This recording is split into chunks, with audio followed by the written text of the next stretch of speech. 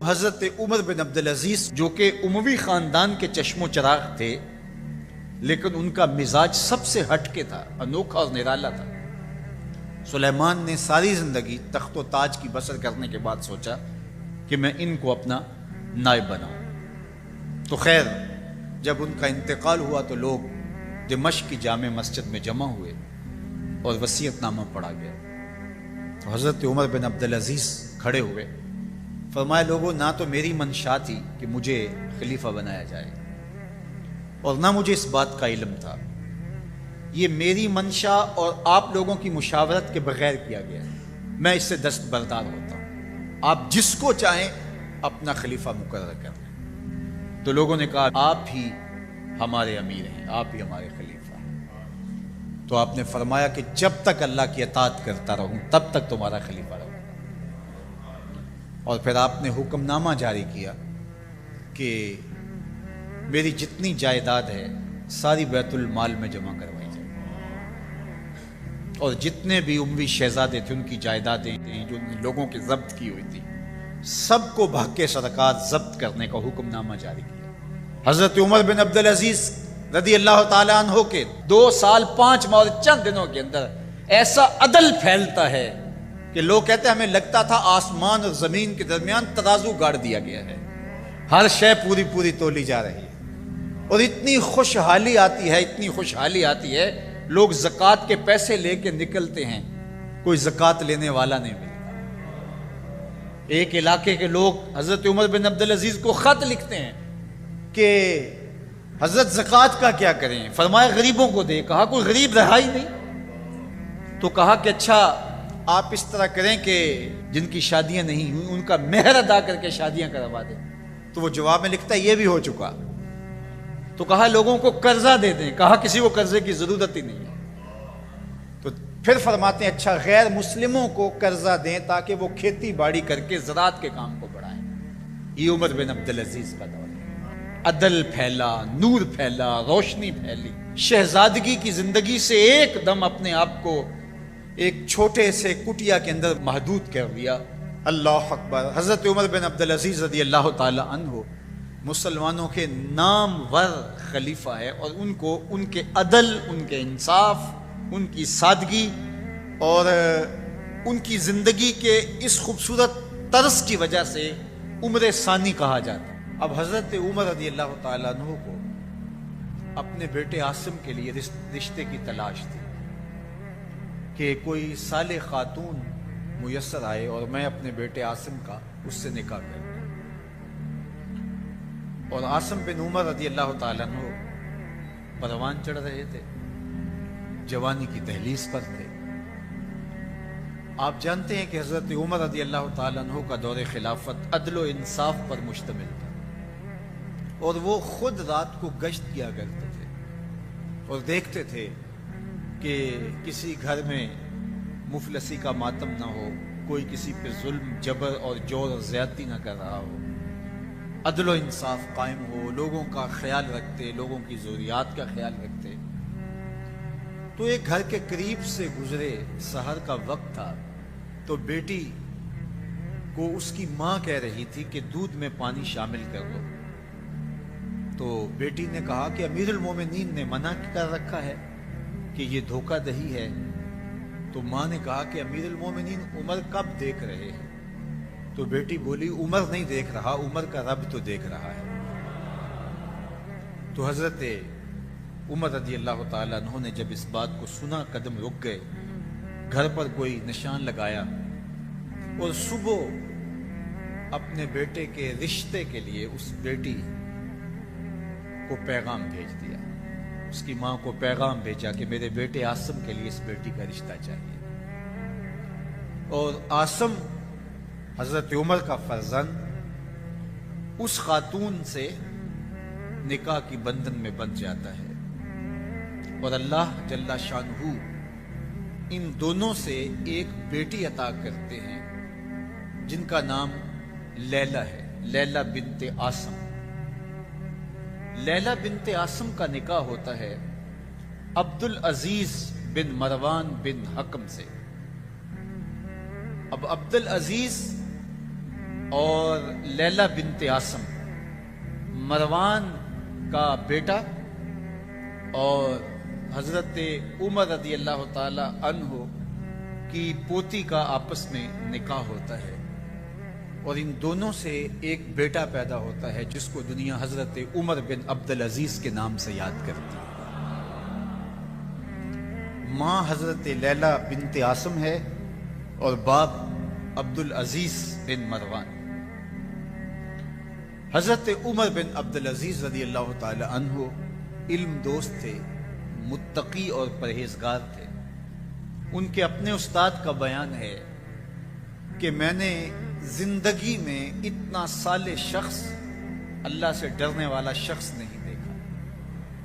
اللہ تعالیٰ جل شانہ کا خوف، اس کی خشیت، اس کا ڈر جو ان کے سینے میں موجود ہے، میں نے ایسا خوف اور ایسی خشیت کسی شاگرد میں نہیں دیکھی تھی۔ بڑے شوق سے، اشتیاق سے علم دین حاصل کرتے ہیں، اور آپ جانتے ہیں کہ خلافت راشدہ کے بعد سلطنت کا نظام بنو امیہ نے سنبھال لیا اور ذمہ داریاں انہوں نے سنبھالی، اور بنو امیہ کی بھی دو شاخیں ہیں۔ پہلے یہ بات سمجھ لیجئے گا کہ قریش کے دو بڑے قبیلے تھے، بنو ہاشم اور بنو امیہ۔ اب یہ قریش کی دونوں شاخیں ہیں، اور امیہ کے ایک بیٹے کا نام حرب تھا جن کے بیٹے ابو سفیان ہیں، اور ان کے بیٹے آگے حضرت امیر معاویہ رضی اللہ تعالی عنہ ہے۔ اور امیہ کے دوسرے بیٹے کا نام جو ہے وہ ابو العاص ہے، جن کا بیٹا حکم ہے، اور ان کا بیٹا پھر مروان ہے۔ مروان کے دو بیٹے عبد الملک اور عبد العزیز۔ عبد الملک بھی بادشاہ بنا، اور اس کے 4 بیٹے بھی حکمران بنے، اور عبد الملک کا بھتیجا عبد العزیز کا بیٹا عمر بن عبد العزیز بھی سلمان بن عبد الملک کے بعد جو ہے وہ حکمرانی کی ذمہ داریوں کو سنبھالتے ہیں۔ تو اب یوں سمجھ لیجئے گا کہ قریش کی 2 شاخیں ہیں، بنو امیہ اور بنو ہاشم، اور بنو امیہ کی پھر 2 شاخیں ہیں، ایک تو امیہ کے بیٹے حرب سے اور ایک ابو العاص سے۔ تو حرب کے بیٹے ابو سفیان ہیں، ابو سفیان سے حضرت امیر معاویہ ہیں، اور پھر ان کا بیٹا یزید تخت نشین ہوا، اور یزید کے بعد پھر ان کا بیٹا معاویہ، اور پھر اس کا بیٹا یزید تخت نشین ہوا۔ تو بنو معاویہ کی سلطنت یہاں اختتام کو پہنچتی ہے۔ اب اس دوسری شاخ سے مروان حکمران بنتا ہے، اور مروان کا بیٹا پھر عبد الملک حکمران بنتا ہے۔ یہ بنو امیہ کی ہی دوسری شاخ ہے جو پھر اس جگہ کو سنبھالتی ہے۔ عبد الملک کے بعد اس کا بیٹا ولید بن عبد الملک تخت پہ براجمان ہوتا ہے۔ اس کے انتقال کے بعد پھر سلیمان بن عبد الملک تخت نشین ہوتا ہے۔ سلیمان بن عبد الملک جب اختتام کی زندگی کے مراحل طے کر رہا تھا اور اس نے جان لیا کہ اب میں اس دنیا سے کوچ کرنے والا ہوں، تو اس نے ایک وصیت نامہ لکھا۔ اس وصیت نامے کے اندر متعین اور مقرر کیا خلیفہ حضرت عمر بن عبدالعزیز رضی اللہ تعالیٰ عنہ، جو ان کا چچا زاد بھائی تھا۔ اس کے اپنے بھائی ہشام بن عبد الملک اور یزید بن عبد الملک، یہ بعد میں حضرت عمر بن عبدالعزیز کے انتقال کے بعد تخت خلافت پہ بیٹھتے ہیں، لیکن 2 ان کے بھائی سلیمان بن عبد الملک کا ایک بیٹا، اور ولید بن عبد الملک، یہ حضرت عمر بن عبدالعزیز رضی اللہ تعالی عنہ سے پہلے تخت خلافت پہ براجمان ہوئے۔ تو یہ درمیان میں حضرت عمر بن عبدالعزیز کا 2 سال 5 ماہ اور کچھ دن کا دور آتا ہے۔ اب عدل و انصاف اور اسلامی طرز حکومت کا وہ انداز جو خلفائے راشدین نے دیا تھا وہ مفقود ہو چکا تھا۔ اب جب حضرت عمر بن عبدالعزیز کو خلافت کی ذمہ داریاں عائد کر دی گئی، اور ایک خط لکھا انہوں نے اور سر بمہر تھا اور کہا کہ جب میں انتقال کر جاؤں تو اس کے بعد یہ لوگوں کو جمع کر کے خط پڑھا جائے، اور میری یہ وصیت ہے کہ میرے بعد میرا بھائی نہیں بلکہ میرے چچا کا بیٹا عمر بن عبدالعزیز خلیفہ ہوگا، جو کہ حضرت عمر بن عبدالعزیز رضی اللہ تعالی عنہ کا تجربہ سب کو تھا کہ وہ عادل ہے، مدینہ المنورہ کے ایک عرصہ گورنر رہے، اور جب ان کو گورنری پیش کی گئی تو انہوں نے کہا کہ میں پچھلے حکمرانوں کی طرح، گورنروں کی طرح ظلم اور تعدی سے کام نہیں لوں گا، میں انصاف سے کام لوں گا، اگر تمہیں منظور ہے تو میں گورنری قبول کرنے کو تیار ہوں۔ انہوں نے کہا بالکل ہمیں قبول ہے، چاہے ایک پائی بھی خزانے میں نہ آئے، آپ عدل و انصاف کریں۔ تو آپ مدینہ المنورہ میں گئے، 30 اونٹوں پر آپ کا سامان لد کر کے گیا، اتنے امیر تھے، اور آپ کی جو اہلیہ تھی وہ عبد الملک کی بیٹی تھی، فاطمہ بنت عبد الملک، اس کا باپ بادشاہ، اس کا دادا بادشاہ، اس کے 4 بھائی بادشاہ، اور پھر بعد میں اس کا شوہر عمر بن عبدالعزیز وہ بھی خلیفہ بنتے۔ تو اس طرح آپ غور کیجئے کہ وہ 7 طرح سے شہزادی تھی۔ فاطمہ بنت عبد الملک، اس کا باپ اس کو ہیروں میں اور سونے میں تولتا تھا، یہ عمر بن عبدالعزیز کی اہلیہ ہے، اور عمر بن عبدالعزیز بھی شہزادے ہیں جو ایک مرتبہ لباس پہن لیتے ہیں دوبارہ نہیں پہنتے، مشک اور عنبر استعمال کیا کرتے تھے، اور جس گلی سے گزرتے تھے لوگ سمجھ جاتے تھے آج عمر بن عبدالعزیز یہاں سے گزرے، معطر رہتے تھے، اور ہر طرح سے آسودہ اور ہر طرح سے خوش شکل بھی تھے، عالم بھی تھے، فقیہ بھی تھے، شہزادے بھی تھے۔ اب جب مدینہ المنورہ کی گورنری کی ذمہ داری آئیں تو فقہائے مدینہ کو بلا کر کے کہا کہ تم اگر کہیں دیکھو کہ ظلم ہو رہا ہے، کسی پہ زیادتی ہو رہی ہے، تو تمہارے اوپر لازم ہے کہ مجھے اطلاع کرو۔ اور جب تک آپ کا دور گورنری مدینہ المنورہ میں قائم رہا، عدل و انصاف پھیل گیا۔ اب عمر بن عبدالعزیز جو کہ اموی خاندان کے چشم و چراغ تھے، لیکن ان کا مزاج سب سے ہٹ کے تھا، انوکھا اور نرالا تھا۔ سلیمان نے ساری زندگی تخت و تاج کی بسر کرنے کے بعد سوچا کہ میں ان کو اپنا نائب بناؤں۔ تو خیر جب ان کا انتقال ہوا تو لوگ دمشق کی جامع مسجد میں جمع ہوئے اور وصیت نامہ پڑھا گیا۔ تو حضرت عمر بن عبدالعزیز کھڑے ہوئے، فرمایا لوگوں، نہ تو میری منشا تھی کہ مجھے خلیفہ بنایا جائے، اور نہ مجھے اس بات کا علم تھا، یہ میری منشا اور آپ لوگوں کی مشاورت کے بغیر کیا گیا، میں اس سے دستبردار ہوتا ہوں، آپ جس کو چاہیں اپنا خلیفہ مقرر کر دیں۔ تو لوگوں نے کہا امیر المومنین آپ ہی ہمارے امیر ہیں، آپ ہی ہمارے خلیفہ ہیں۔ تو آپ نے فرمایا کہ جب تک اللہ کی اطاعت کرتا رہوں تب تک تمہارا خلیفہ رہوں۔ اور پھر آپ نے حکم نامہ جاری کیا کہ میری جتنی جائیداد ہے ساری بیت المال میں جمع کروائی جائے، اور جتنے بھی اموی شہزادے تھے ان کی جائیدادیں جو لوگوں کی ضبط کی ہوئی تھی سب کو بھگ کے سرکار ضبط کرنے کا حکم نامہ جاری کیا۔ مسجد سے باہر نکلے تو آپ کے لیے شاہی سواری لائے گی، فرمایا میرا خچر کافی ہے میرے۔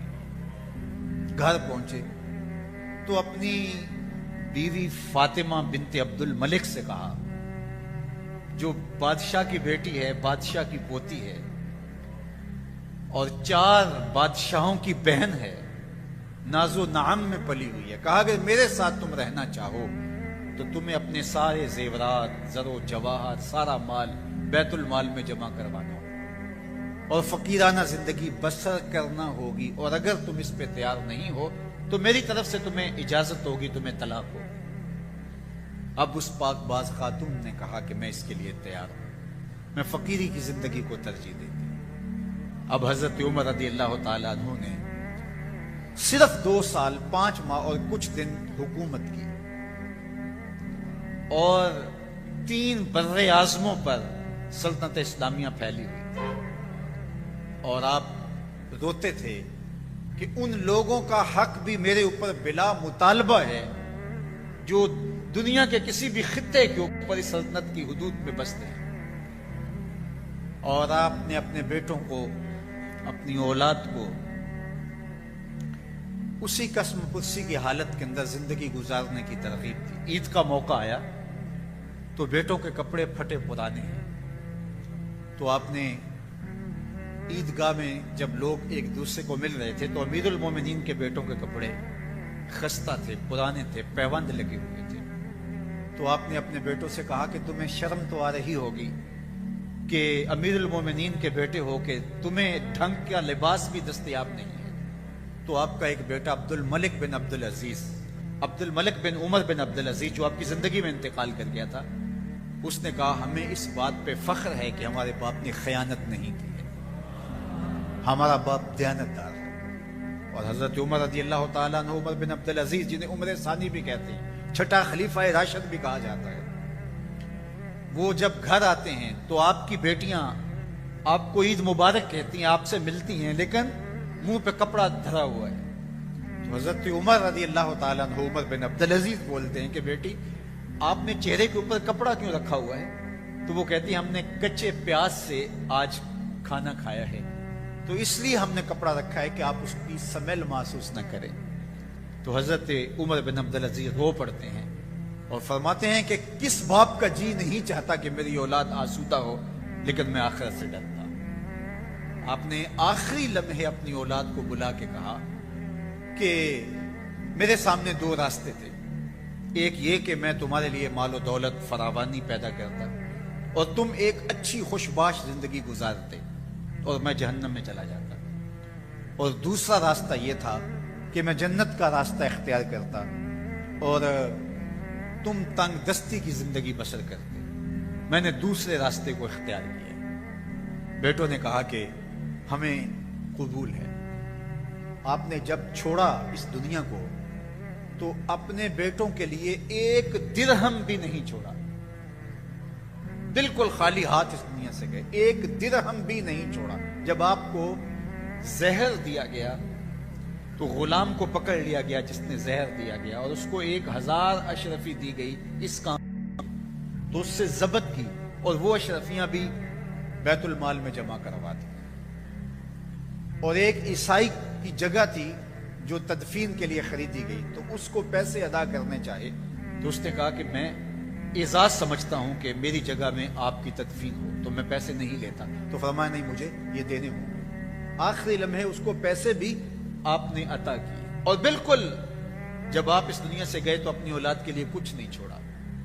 اور حشام بن عبد الملک جو آپ کے بعد تخت خلافت پہ بیٹھا اور 20 سال تک اس نے بہت زیادہ پیسے جوڑے، ایک دن اولاد نے کہا کہ آپ ہمارے خراجات میں فراوانی نہیں کر رہے، تو اس نے کہا کہ میں تمہارے لیے ہی جوڑ رہا ہوں. اور جب وہ فوت ہوا تو اس کے ہر بیٹے کو 10-10 لاکھ درہم ملے، اتنی خطیر رقم ملی. لیکن تاریخ بتاتی ہے کہ بعد میں وہ بچے دمشق کی جامع مسجد کی سیڑھیوں کے پاس کھڑے ہو کے بھیک مانگا کرتے تھے. حشام بن عبد الملک کے بیٹے، وقت کے شہنشاہ کے فرزند، اور عمر بن عبد العزیز جنہوں نے اپنے بیٹوں کے لیے ایک پھوٹی کوڑی بھی نہیں چھوڑی تھی، وہ ایک مجلس میں 100 اونٹ راہ خدا میں خیرات کیا کرتے. تو اپنی اولاد کو اچھائی دے کے جاؤ، تقوی دے کے جاؤ، دیانت دے کے جاؤ، خیر دے کے جاؤ، برکت دے کے جاؤ، نور دے کے جاؤ. مکر و فریب سے، دجل و تلبیس سے، دھوکہ دہی سے، لوٹ مار سے جمع کیا ہوا پیسہ اولاد کو آپ دے دیں گے، لیکن اولاد آپ بھی جہنم میں جلیں گے اور اولاد بھی ذلیل و رسوا ہوگی. حضرت عمر بن عبد العزیز رضی اللہ تعالیٰ عنہ نے ہمیں بتایا کہ کس طرح اپنے گھر والوں کو سنبھالا جاتا ہے. جب حضرت عمر بن عبد العزیز کا دور آتا ہے تو نیا لباس پہننے کے لیے بھی دستیاب آپ کے پاس کچھ نہیں ہوتا ہے. تو بیوی کہتی ہے کہ آج عید کا دن ہے تو کچھ آپ ایڈوانس تنخواہ ہی لے لیں جس سے ہم کم از کم اپنی ضروریات کو تو پورا کریں. تو حضرت عمر بن عبد العزیز نے کہا یہ بات تم نے ٹھیک کہی. تو آپ جاتے ہیں ناظم مالیات کے پاس اور اس کو کہتے ہیں کہ 1 مہینے کی تنخواہ اگر مجھے ایڈوانس دے دیں تو عید کا دن ہے میں اپنی ضروریات کو پورا کر لوں. اب وہ وزیر خزانہ کیا بولتا ہے؟ امیر المومنین کہہ رہا ہے تو وہ کہتا ہے جناب حاضر ہے سب کچھ، لیکن وہ بھی تربیت یافتہ عمر بن عبد العزیز کا تھا. اس نے کہا آپ مجھے لکھ کے دے سکتے ہیں کہ آپ 1 مہینے تک زندہ رہیں گے؟ تو حضرت عمر بن عبدالعزیز وہیں سے واپس پلٹ آتے ہیں. کہا تیری مہربانی، تو نے مجھے صحیح بات بتائی. یہ عمر بن عبدالعزیز کا دور ہے. سمرقند فتح ہوتا ہے تو وہاں کے لوگ خط لکھتے ہیں عمر بن عبدالعزیز رضی اللہ تعالیٰ عنہ کو کہ جناب جو فاتح ہمارے شہر میں داخل ہوئے ہیں انہوں نے ہمیں بتائے بغیر شہر پہ دھاوا بول دیا، ہم سے کوئی مذاکرات نہیں کیے، کوئی بات نہیں کی، تو یہ اچانک حملہ اسلامی تعلیمات کے کیا منافی نہیں ہے؟ مسلمان تو موقع دیتے ہیں، یا جزیہ دو، فدیہ دو، جزیہ دو، یا پھر اسلام قبول کرو یا پھر ہم حملہ کریں گے. انہوں نے کوئی بات نہیں کی. تو حضرت عمر بن عبدالعزیز خط لکھتے ہیں امیر شہر کو کہ قاضی مقرر کیا جائے اور وہ ان کی بات سنیں، ذمیوں کی گفتگو کو اور ان کے مقدمے کو سماعت کریں. عدالت لگتی ہے، امیر شہر بھی آتا ہے اور ذمی بھی جمع ہوتے ہیں. قاضی فیصلہ دیتا ہے کہ فوجیں واپس شہر سے باہر جائیں، شہر کو چھوڑ دیا جائے گا. پھر وہاں جا کر کے آپ ان کو مذاکرات کے لیے بلائیں گے. مذاکرات کامیاب نہیں ہوتے تو پھر آپ کو اختیار ہوگا حملہ کرنے کا. پھر یہ جیتیں یا آپ جیتے، یہ فیصلہ بات کا ہے. ان ذمیوں نے، ان کفار نے کہا کہ ہم آپ کی سلطنت کو قبول کرتے ہیں. یہ عمر بن عبدالعزیز رضی اللہ تعالیٰ عنہ کا دور.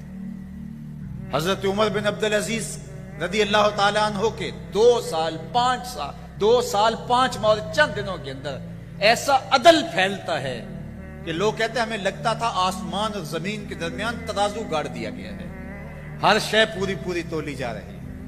اور اتنی خوشحالی آتی ہے لوگ زکوٰۃ کے پیسے لے کے نکلتے ہیں، کوئی زکوٰۃ لینے والا نہیں ملتا.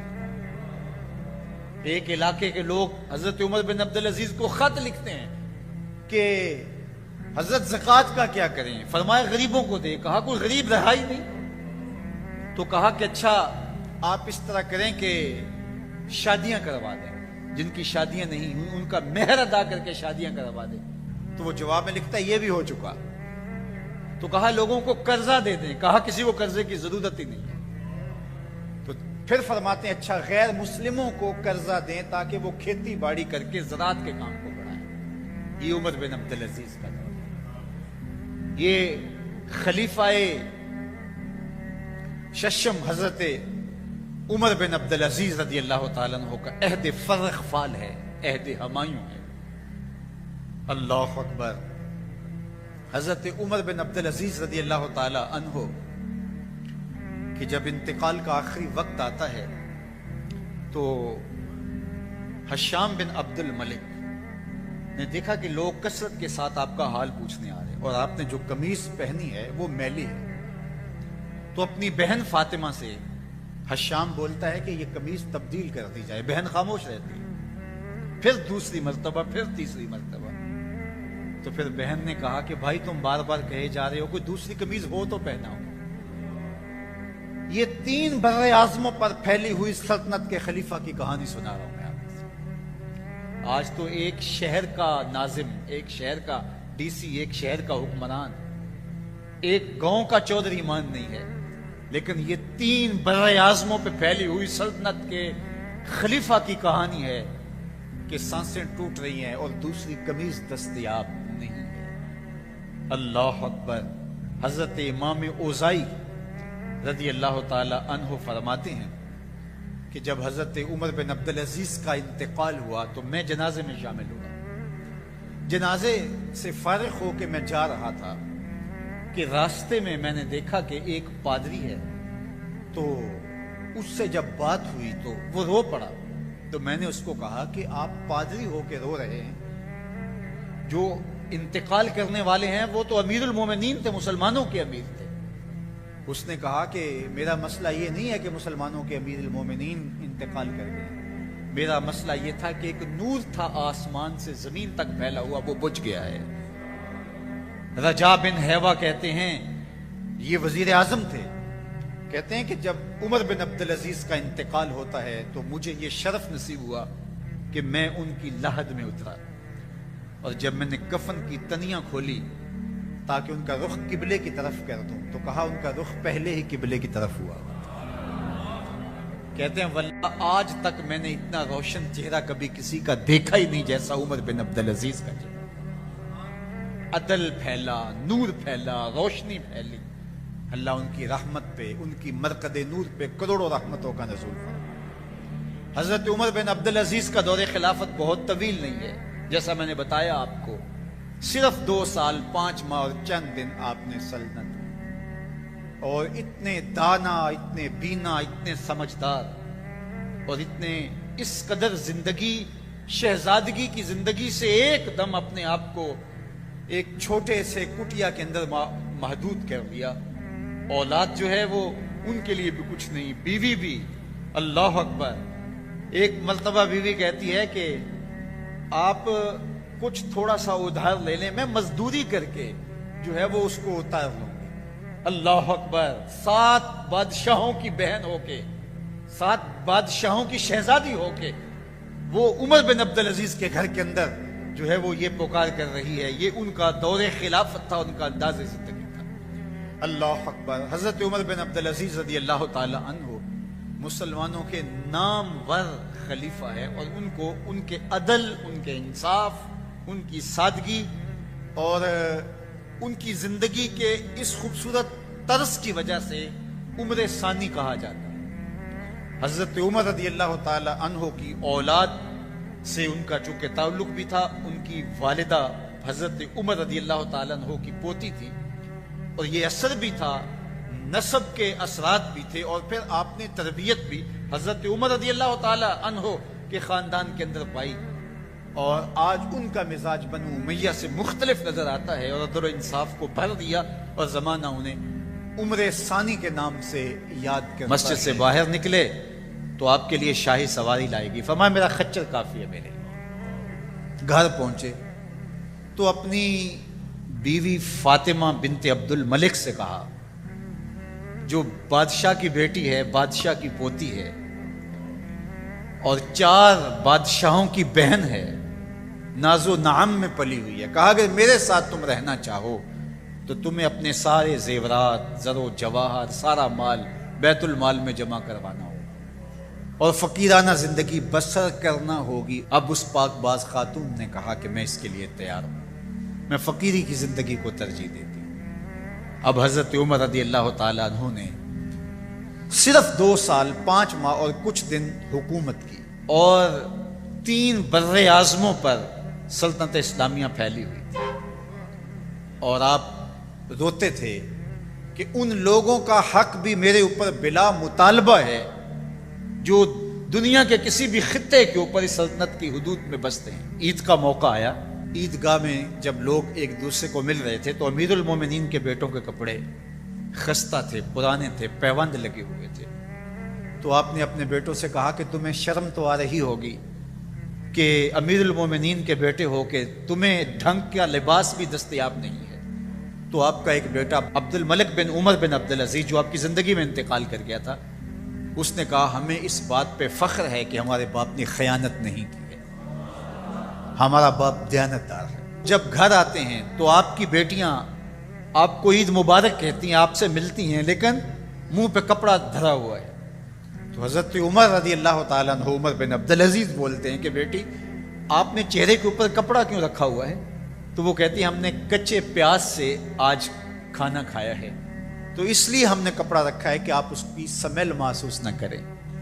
تو حضرت عمر بن عبدالعزیز رو پڑتے ہیں اور فرماتے ہیں کہ کس باپ کا جی نہیں چاہتا کہ میری اولاد آسودہ ہو، لیکن میں آخرت سے ڈرتا